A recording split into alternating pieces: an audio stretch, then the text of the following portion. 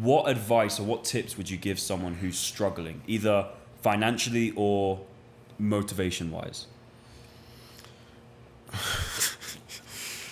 I mean, the thing is... With starting on Etsy specifically. In terms of motivation to start on Etsy, in terms of... Motivation and or cash. They don't have the motivation to start, they don't have the money to start. Bro, if you don't have the money to start on Etsy, like, just fucking Jesus. I mean, get a job, really. It's kind of Get a job. Get a job, reinvest everything you earn pretty much back into I did a video about this Craig earlier. literally did this. Like, when Craig first started e-commerce, and it started as a side hustle, right? You had a job at Waitrose. No, not kinda. Got that wrong? Yeah, but it's fine. It's kind of the same thing, basically. I had a 9-to-5, and I basically saved up money from the 9-to-5s, and I had side hustles as well. But to be honest, basically, if you don't have the financial, if you don't have money, if you're in a third world country, I get it. Yeah. Right? It's hard, right? There's not many opportunities. If you're in a first world country, honestly, it's fucking so easy to get a job. Unless you are literally a fucking idiot. Brain dead. It's so easy to get a job. Like, it is. I did a video and I was saying, like, I kind of wish that I could go back. Like, I kind of wish I could just drop everything right now and just go back and prove how fucking easy it is. Yeah. Like, prove how easy it is to get to, like, 10K profit per month in, like, 3 months' time. Yeah. Because it's so easy. But, like, doing it from starting from a 9-to-5 from zero money, the first thing I would do is I'll go get a 9-to-5. Doesn't matter where it is, I don't give a fuck, right? Try and get a 9-to-5 that's like a remote job, and I basically do fuck all when I get paid a bunch, but whatever. Yeah. Minimum wage, doesn't matter, right? Yeah. And I would move back in with my parents. That's the first thing I would do. Spend nothing. Like tuna, sweet corn, and rice. Just nothing. Yeah. Nothing. Yeah. Right? And just live like shit, but it doesn't matter because you're getting the delayed gratification. It kind of makes you want to work harder. It makes you want to work way harder, right? Yeah.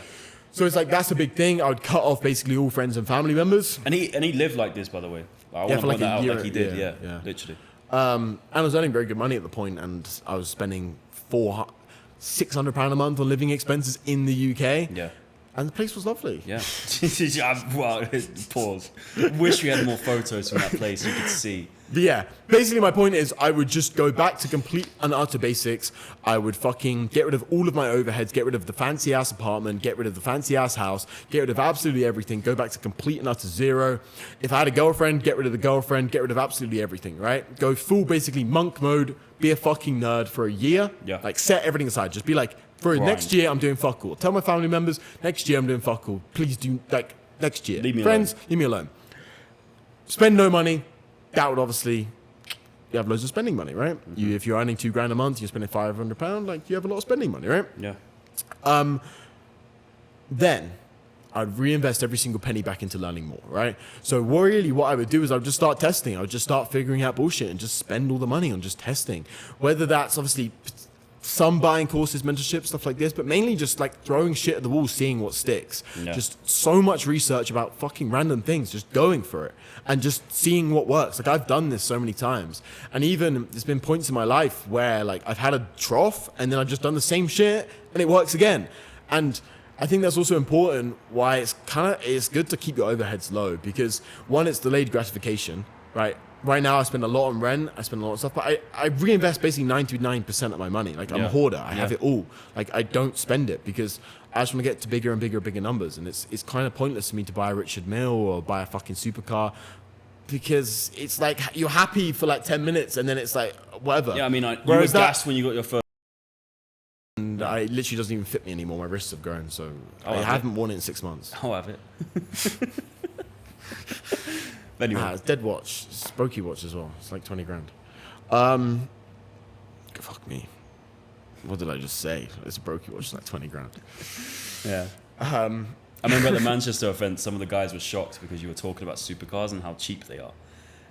No, but don't say that like that. No, because people don't understand the point of view that you're coming from. Yeah, right? no, supercars are cheap. Supercars are incredibly cheap because if you look at really cool things, like really nice houses, right? You don't want to just have one. This place is what, maybe, I don't know, 700, 800,000? I have no idea, really. I'm not sure. No, it must rent for like 10 grand a month. Yeah. No, so probably $1 million, maybe. Yeah. Probably. Maybe like 750. Yeah. right? So this place is 750, but you're not just gonna have one place in one city, right? And this is not the nicest place in Colombia, right? No. There's massive houses up there that Yeah. are probably like 5-10 million. So it's like, okay, that's a lot of money, Yeah. right? But this apartment right here is 4 Ferraris actually. Yeah. It's like Ferrari 200 grand, like entry level Ferrari 200 grand, right?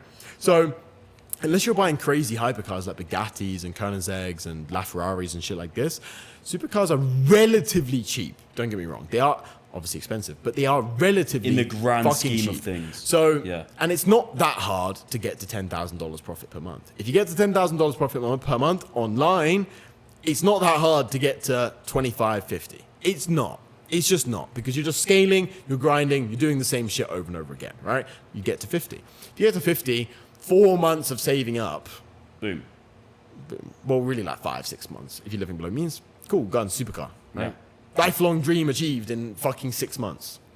So for me, it's fucking pointless. I don't give a fuck. But yeah, I like reinvesting the money back in because then you get more fun and you get to deal with bigger numbers. And then the really expensive stuff is yachts. Like a yacht, Yeah, a $3 million fucking yacht, which is kind of like an entry level, very nice yacht, is $300,000 a year just for maintenance. That's the thing. It's 10% every single year just for maintenance. Yeah. So it's like, that's a Ferrari and a bit every single year and just maintenance for your yacht. That doesn't even include fuel, food, and extra things when you take it out. Staff. Like, yeah. I think maybe 10% includes like some stuff. But whatever. My point is, shit's really expensive. The really nice shit's really expensive. Right? Private jets, $5,000-$6,000 an hour on fuel. Yeah. So it's like on like fuel and rental, I think. It's a lot of money. So Yeah. supercars are cheap. Clip. That's not a clip because I prefaced it. But yeah. My next question is kind of